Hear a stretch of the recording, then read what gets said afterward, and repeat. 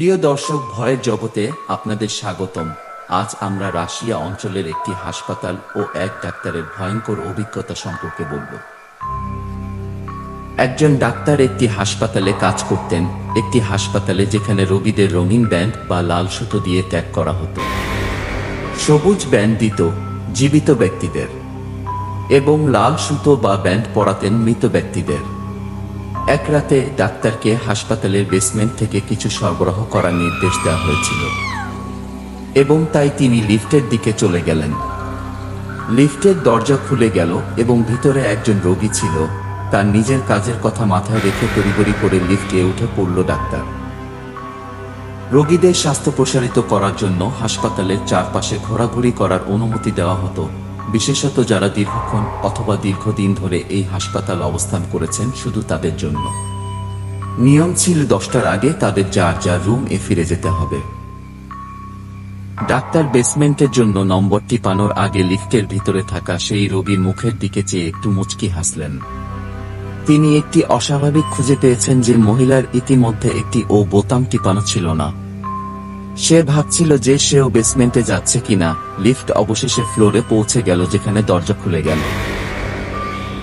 Basement পৌঁছানোর পর doctor দেখলেন দূরে একজন লোক লিফটের দিকে দ্রুতগতিতে আসছিলেন এবং আতঙ্কে ডাক্তার লিফটের বোতামটি আবারও লিফট বন্ধ করার জন্য চাপ দিয়েছিলেন। অবশেষে এটি হয়ে গেল এবং লিফটটি আবার উপরে উঠতে শুরু করল। ভয় কেন জানি ডাক্তারের হৃদস্পন খুব জোরে জোরে কাঁপছিল।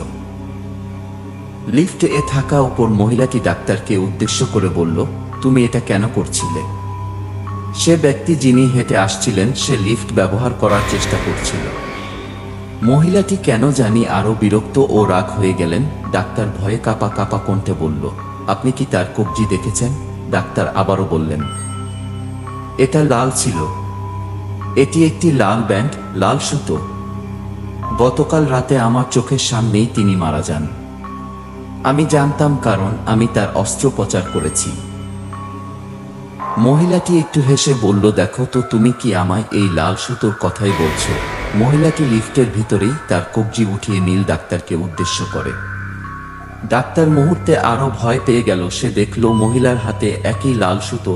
তার আর বুঝার বাকি রইল না, সে নিজেই এতক্ষণ একজন মৃত মানুষের সাথে কথা বলছে। মহিলাটি উচ্চস্বরে হেসেছিল আর জোরে জোরে বলছিল, রেড ইয়ান, লাল সুতো, লাল সুতো।